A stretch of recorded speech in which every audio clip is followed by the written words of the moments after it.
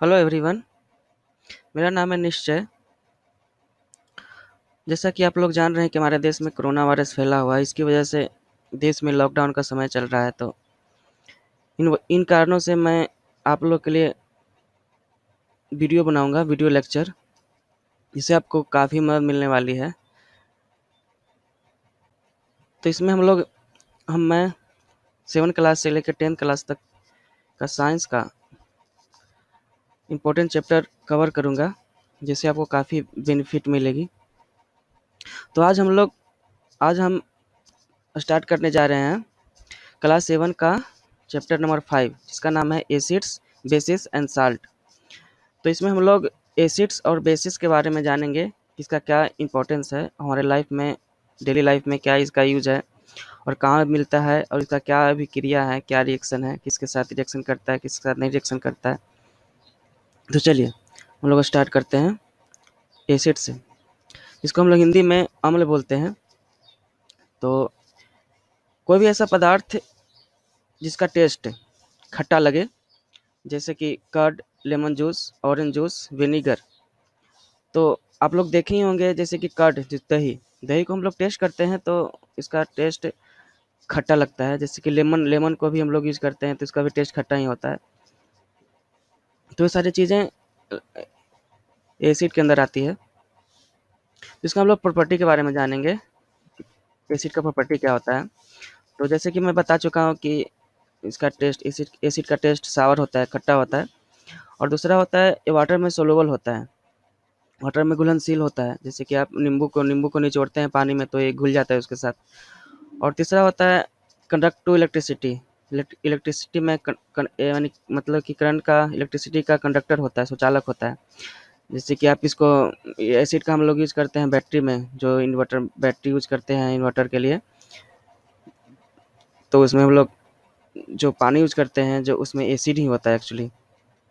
और हम लोग पहले ही पढ़ चुके होंगे इलेक्ट्रिसिटी चैप्टर में जिसमें हम लोग कॉपर और तांबा और जस्ता का जो रिएक्शन करके इलेक्ट्रिसिटी प्रोड्यूस करते हैं, तो उसमें भी एसिड का, H2SO4 का यूज होता है, तो एसिड ही होता है। और फोर्थ होता है क्रोसिव नेचर, मतलब कि ये जलनशील होता है। जैसे कि अगर ये त्वचा पर गिर जाए तो जल जाएगा त्वचा। जैसे आप जानते ही हैं कि इसका बहुत ख़राब तरह से भी यूज करते हैं। छपा का मूवी भी आ रहा है, तो आपने उसमें देखा होगा कि उसमें एसिड अटैक होता है, उसकी वजह से त्वचा गल जाती है। तो बहुत ख़राब चीज़ है, इसको सावधानी से यूज़ करने की ज़रूरत है। तो सारे एसिड ज्वलनशील नहीं होते हैं, जो हमारे नेचर में है, जैसे कि कर्ड है, तो कर्ड भी एक एसिड ही है, लेकिन वो इतने क्रोसिव नहीं होते हैं। तो एसिड का भी बहुत सारे प्रकार हैं कुछ, तो हम लोग पढ़ेंगे इसके बारे में। फिफ्थ होता है, इसको हम लोग प्लास्टिक और ग्लास के कंटेनर में इसको स्टोर कर सकते हैं। इसको हम लोग मेटल या धातु के कंटेनर में इसको स्टोर नहीं कर सकते हैं, क्योंकि वो धातु के साथ रिएक्शन कर जाता है। इसकी वजह से हम लोग को प्लास्टिक और ग्लास के बर्तन में इसको स्टोर करते हैं। तो हम लोग जानेंगे कि एसिड होते हैं कहाँ कहाँ पाए जाते हैं और कितने टाइप के एसिड होते हैं। तो सबसे पहले है, देखिए इसका मैं टेबल बनाया हूँ। एक तरफ लिखा हुआ है नेम ऑफ एसिड और फाउंड इन, एसिड का नाम और किस में पाया जाता है। तो फर्स्ट है एसिटिक एसिड, जो विनेगर में पाया जाता है, सिरका सिरका में पाया जाता है एसिटिक एसिड। और दूसरा है formic acid. Formic acid ant sting, जिससे चिट्टी काटती है तो उसकी वजह से हमारे शरीर में जो जलन होता है, कहीं भी काट लेती है, तो वो एसिड के कारण ही होता है। एसिड के मतलब चिट्टी के डंक में एसिड ही होता है एक्चुअली। सिट्रिक एसिड, जैसे सिट्रस फ्रूट, जैसे कि ऑरेंज हो गया, लेमन हो गया, इस सब में जो है, ये सब सारे सिट्रिक एसिड पाया जाता है इस सब में। फिर आता है lactic acid. Lactic acid curd, जैसे कि दही आप लोग खाते हैं तो उसमें लैक्टिक एसिड पाया जाता है। ऑक्जेलिक एसिड, पालक की सब्जी खाते हैं हम लोग, पालक का साग खाते हैं, उसमें ऑक्जेलिक एसिड पाया जाता है। ऑस्कॉर्बिक एसिड, आंवला, सिट्रस फ्रूट, विटामिन सी, जिसमें विटामिन सी पाया जाता है, तो उस समय ऑक्जेलिक एसिड पाया जाता है। फिर टर्टेरिक एसिड, टर्माइड, ग्रेप्स जैसे कि अंगूर हो गया, इमली हो गया, कच्चे आम, ये सब में सारे में टर्टेरिक एसिड पाया जाता है। तो ये सारे एसिड हैं जो इतने मतलब कि हानिकारक नहीं है, हम लोग के लिए बेनिफिशियल है, जो हमारे के नेचर में पाया जाता है। फिर इसके बाद हम लोग पढ़ेंगे बेस के बारे में, बेस क्या होती है। तो ऐसे ऐसे सब्सटेंस जिसका स्वाद स्वाद कड़वा लगे और उसको टच करने पर सौंपी सौंपी लगे यानी कि साबुन की तरह लगे, उसको बेस बोलते हैं। बेस को हम लोग हिंदी में क्षारक बोलते हैं। तो इसके बारे में प्रॉपर्टी हम लोग जान लेते हैं, इसका क्या प्रॉपर्टी है। प्रॉपर्टी तो मैं बताया ना कि ये स्लिपरी होता है, जैसे कि हम लोग इस हाथ से टच करेंगे तो ये साबुन की तरफ फिसलेगा, और टेस्ट इसका कड़वा होता है, बिटर होता है, और ये भी एसिड की तरह कंडक्टर होता है इलेक्ट्रिसिटी का।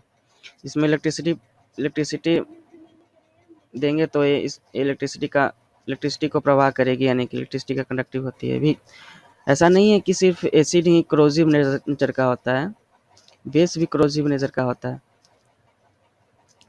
सम bases are soluble in water, कुछ ही बेसिस हैं जो वाटर में सोलुबल होते हैं। जैसे कि मैं बताया कि एसिड सारे सारे सारे एसिड वाटर में सोलुबल होते हैं, लेकिन सारे बेस वाटर में सोलुबल नहीं होते हैं।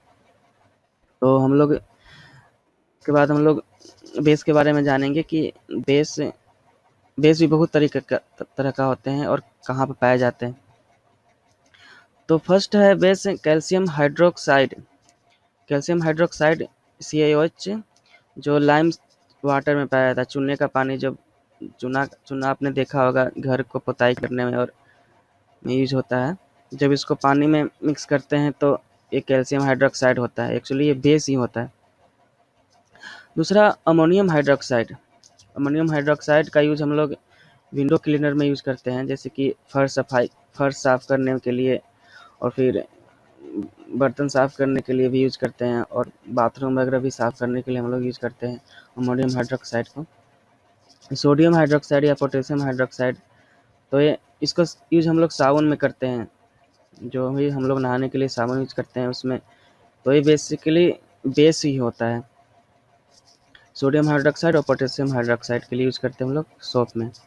Magnesium hydroxide, milk of magnesia, जैसे कि हम लोग के पेट में कभी कभी एसिडिक हो जाता है, अपचन हो जाता है, तो उसकी वजह से हम लोग जो जो लिक्विड लेते हैं, जो भी चीज़ें हम लोग लेते हैं उसको बचने के लिए, तो उसमें एक्चुअली मैग्नीशियम हाइड्रोक्साइड ही मिक्स किया रहता है।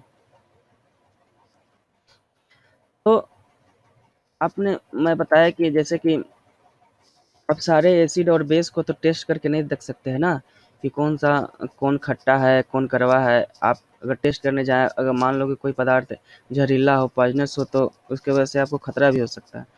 तो तो कैसे पता लगाएँ हम लोग कि कौन-सा कौन-सा सब्सटेंस एसिडिक है, कौन-सा सब्सटेंस बेस है?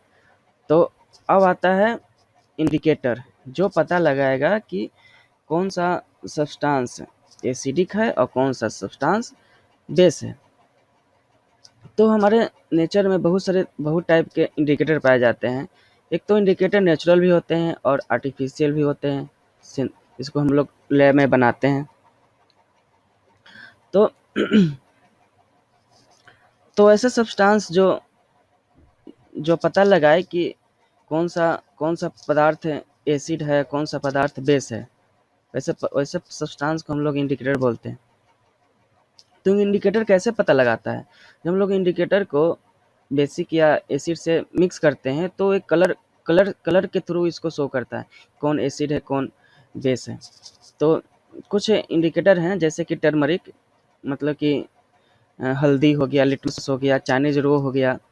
तो हम लोग सबसे ज़्यादा यूज में लेते हैं लिटमस। तो इसको हिंदी में भी है, हिंदी में सूचक बोलते हैं इसको। और लिटमस से तो जान ही रहे हैं आप लोग। लिटमस के बारे में बताऊंगा आगे मैं, क्या होता है लिटमस। तो लिटमस मतलब कि इंडिकेटर नेचुरल भी होते हैं और आर्टिफिशियल भी होते हैं। तो नेचुरल जो इंडिकेटर है उसके बारे में बता रहा हूँ मैं बताया ना कि लिटमस का बहुत ज़्यादा यूज होता है। तो मोस्टली जो यूज में आने वाले जो इंडिकेटर होते हैं वो लिटमस ही होता है। जो लाइचिन लाइचिन एक पौधा होता है, उसके उससे हम लोग इसको एक्सट्रैक्ट करते हैं, मतलब उसको निकालते हैं इसको। तो इसका जो कलर होता है, मतलब कि डिजिटल वाटर में इसको मिक्स करते हैं तो ये मॉब मॉब कलर यानी कि पर्पल कलर इसका रहता है, एक्चुअल जो कलर रहता है इसका। जब इसको एसिड के साथ एसिड सॉल्यूशन के साथ मिक्स करते हैं तो रेड रेड कलर हो जाता है। यानी कि जब लिटमस को हम लोग एसिड के साथ मिक्स करेंगे तो ये रेड कलर हो जाएगा। यानी कि मतलब कि अगर कोई भी पदार्थ, ऐसा पदार्थ जब लिटमस के साथ मिक्स करते हैं तो रेड कलर हो जाता है, तो वैसे पदार्थ एसिड कहलाते हैं। तो उसके बाद आता है बेस। अगर बेस के साथ इसको मिक्स करते हैं तो ये ब्लू कलर ग्लो कर जाता है। यानी कि मतलब हुआ कि जब कोई भी ऐसे पदार्थ जिसको मिक्स करने पर, लिटमस के साथ मिक्स करने पर ब्लू हो जाए तो वो पदार्थ बेसिक होते हैं। तो बेसिकली जो लिटमस जो हमारे पास पाया जाता है वह स्ट्रिप ऑफ पेपर के फॉर्म में पाए जाते हैं, और सॉल्यूशन भी होते हैं। जनरली हम लोग पेपर ही यूज करते हैं इसका। 2 कलर में पाया जाता है, रेड लिटमस और blue litmus. Classification of indicator मैं बताया ना, जैसे नेचुरल इंडिकेटर। तो नेचुरल इंडिकेटर हो गया, फर्स्ट हो गया लिटमस पेपर, टर्मरिक, चाइनीज रोज और रेड। तो इसका अभिक्रिया हम लोग देखेंगे कि बेस और एसिड के साथ कैसे रिएक्ट करते हैं, और क्या कैसे पता लगता है कि कौन सा पदार्थ है जो मैटर है वो एसिड है या बेस है। तो लिटमस में हम लोग ने पढ़ा कि 2 टाइप का लिटमस होता है, एक रेड लिटमस और एक ब्लू लिटमस। जब रेड लिटमस का जब बेस के साथ अभिक्रिया करवाते हैं तो ब्लू कलर ग्लो करता है। यानी कि जब कोई भी पदार्थ रेड लिटमस के साथ मिक्स किया जाता है तो अगर तो ब्लू कलर शो करता है, तो इसका मतलब कि वो पदार्थ बेस हुआ। और जब उसको एसिड के साथ मिक्स किया जाता है तो कलर चेंज नहीं होता। यानी कि कोई पदार्थ जब लिटमस पेपर के साथ मिक्स किया जाएगा तो उसमें कोई कलर नहीं ग्लो किया, तो यानी कि रेड ही कलर रह गया, तो वो एसिडिक है। और उसी तरह से ब्लू लिटमस है यहाँ पर। जब उसको बेस के साथ रिएक्ट करते हैं तो उसमें कलर फॉर्म नहीं होता है, यानी कि वो ब्लू का ब्लू ही रह जाता है पेपर। और जब उसको एसिड के साथ रिएक्ट करते हैं तो वो रेड कलर ग्लो कर जाता है। मतलब कि कोई भी ऐसा पदार्थ जब ब्लू लिटमस पर उसको डालते हैं तो रेड कलर हो जाए तो एसिडिक है। उसके बाद टर्मरिक टर्मरिक हल्दी। हल्दी भी एक तरीके का इंडिकेटर है। आपने देखा होगा जैसे कि जब आप खाना खाते रहते हैं तो आपके शर्ट पर हल्दी का मतलब कि सब्जी गिर गया, तो जब उसको धोते हैं साबुन से, साबुन आप जानते हैं कि बेस होता है।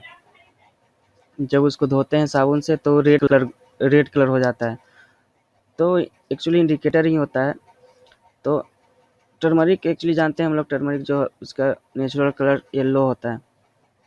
जब इसको बेस के साथ मिक्स करते हैं तो ये तो कलर येलो का येलो ही रहता है। लेकिन जब इसको एसिड के साथ मिक्स करते हैं तो ये रेड कलर हो जाता है। उसके बाद आता है चाइनीज रोज। चाइनीज रोज का नेचुरल कलर होता है, पिंक कलर होता है एक्चुअली। जब इसको बेस के साथ मिक्स करते हैं, बेस के साथ मिक्स करके चेक करते हैं हम लोग, तो ये ग्रीन कलर ग्लो करता है। और इसको जब एसिड के साथ मिक्स करते हैं तो ये डीप पिंक कलर शो करता है। दूसरा आता है रेड कैबेज चाइनीज में एक्चुअली पाया जाता है। ये इंडिया में बहुत कम पाया जाता है रेड कैबेज। रेड कलर का होता है कैबेज, पत्ता गोभी रहता है एक्चुअली। ये नेचुरल कलर जो होता है पर्पल मैजेंटा कलर का होता है। जब इसको बेस के साथ मिक्स करते हैं तो येलो कलर शो करता है, और एसिड के साथ मिक्स करते हैं तो रेड कलर शो करता है। इसको आप लोग याद कर लीजिए क्योंकि ये बहुत इंपॉर्टेंट है, पता होना चाहिए आपको, क्योंकि एग्जाम में अधिकतर ऑब्जेक्टिव क्वेश्चन में आता है कौन सा इंडिकेटर किस में बेस के साथ रिएक्ट करता है तो कौन सा कलर शो करता है। तो अब इसके बाद हम लोग आगे पढ़ेंगे। और मैं बताया ना कि इंडिकेटर 2 टाइप का होता है, नेचुरल इंडिकेटर और सिंथेटिक इंडिकेटर। तो दो इंडिकेटर के बारे में यहाँ पढ़ रहे हैं हम लोग। फिनोल्फेथलीन, इसका कलरलेस होता है, जैसे वाटर कलर होता है वैसे कलरलेस होता है।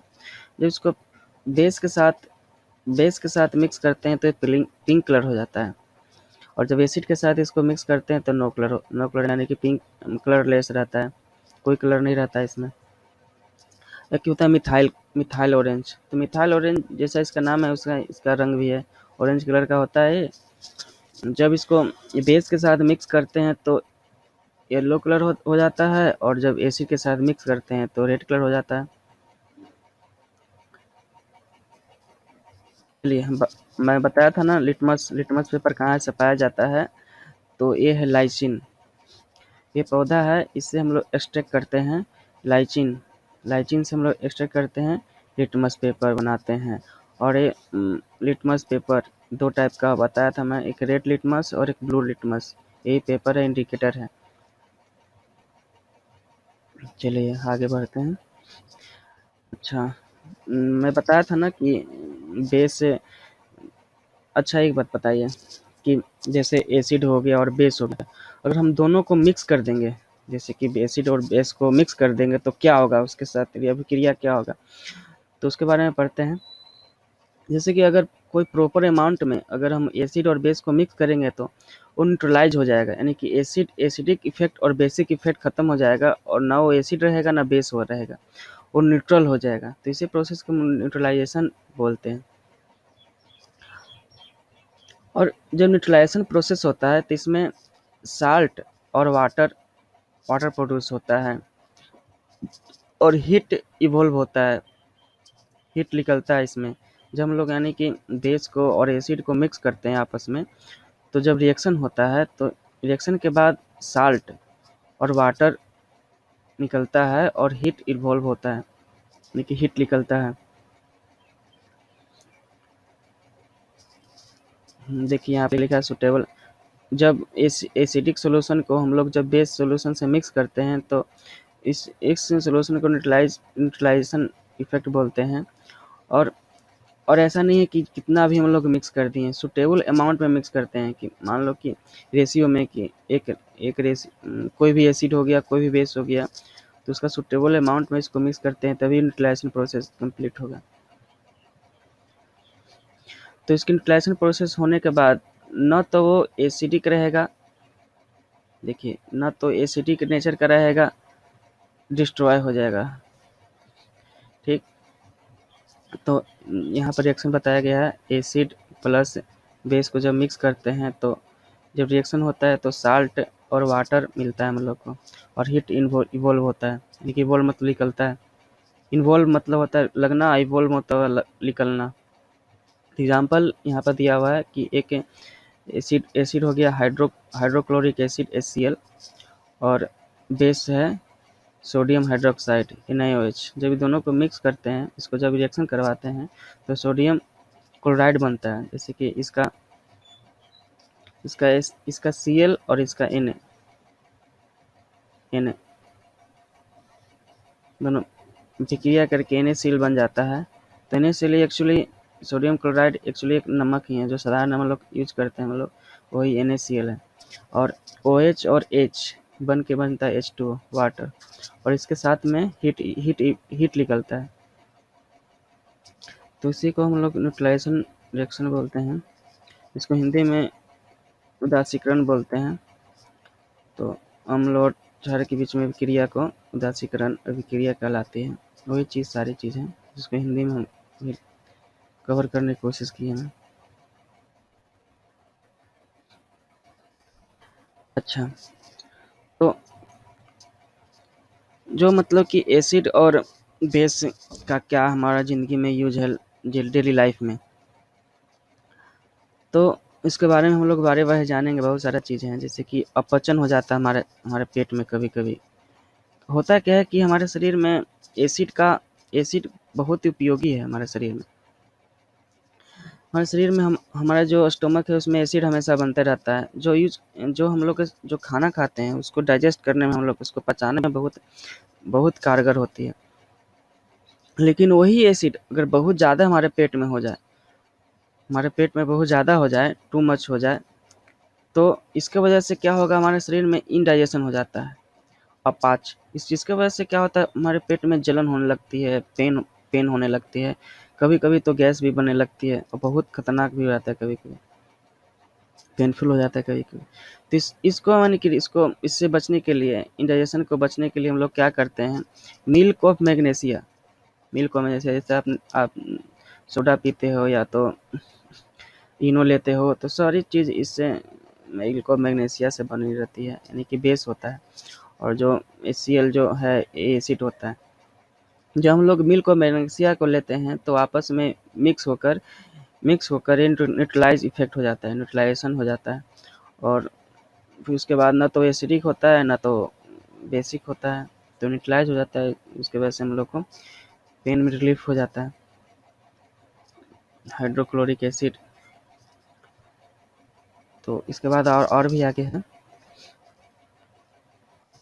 देखिए एंटबाइट, चिट्टी जब काटती है, हमारे चिट्टी का डंक में भी एसिड पाया जाता है।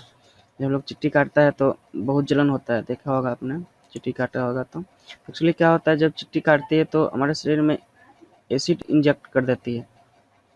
एसिड का नाम होता है फॉर्मिक एसिड। मैं बताया भी था कि फॉर्मिक आंट के जो बाइट होता है उसमें फॉर्मिक एसिड पाया जाता है। तो हम लोग बेकिंग सोडा जिसको बोलते हैं सोडियम हाइड्रोकार्बोनेट या कैलमेनाइन भी बोलते हैं इसको, जब इसको रगड़ते हैं वहाँ पर तो दोनों एसिड और बेस मिक्स होकर न्यूट्रलाइज इफेक्ट हो जाता है। इस वजह से जलन हम लोग का कम हो जाता है।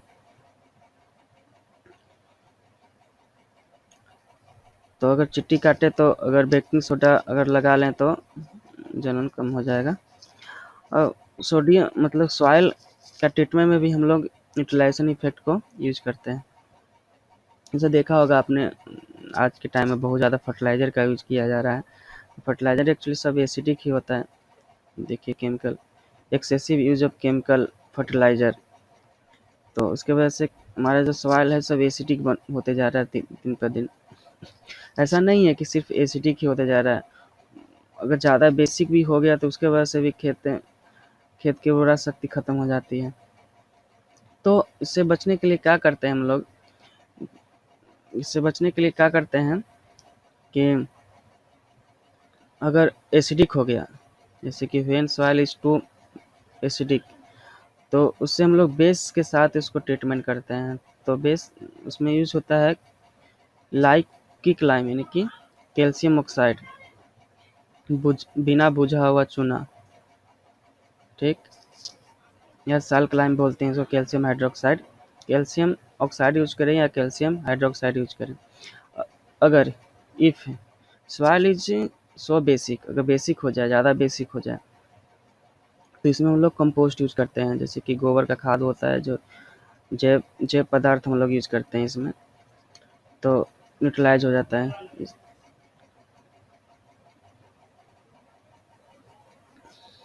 एक फैक्ट्री वेस्टेज होता है, एक्चुअली एसिडिक नेचर का ही होता है, एसिडिक नेचर का होता है।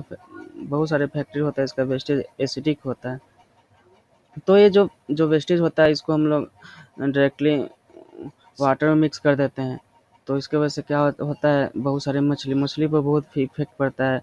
और जानते हैं कि नदी का पानी जानवर लोग भी पीते हैं, तो इससे बहुत ज़्यादा वातावरण में गंदगी फैलती है और प्रदूषण भी फैलता है। तो इसको हम लोग न्यूट्रलाइज करने के लिए क्या करते हैं कि नदी में जाने से पहले ही उसको उसमें बेस मिक्स कर देते हैं। तो उसकी वजह से क्या होता है, जब इसको अवशिष्ट पदार्थ को जलाशय में नदी में विसर्जित करने से पहले इसको क्षारकीय पदार्थ मिलाकर उदासीन किया जाता है। जब इसको बेस मिक्स कर देते हैं तो ये न्यूट्रलाइज हो जाता है। तो ये था एसिड, बेस और साल्ट। तो आज का चैप्टर यहीं तक।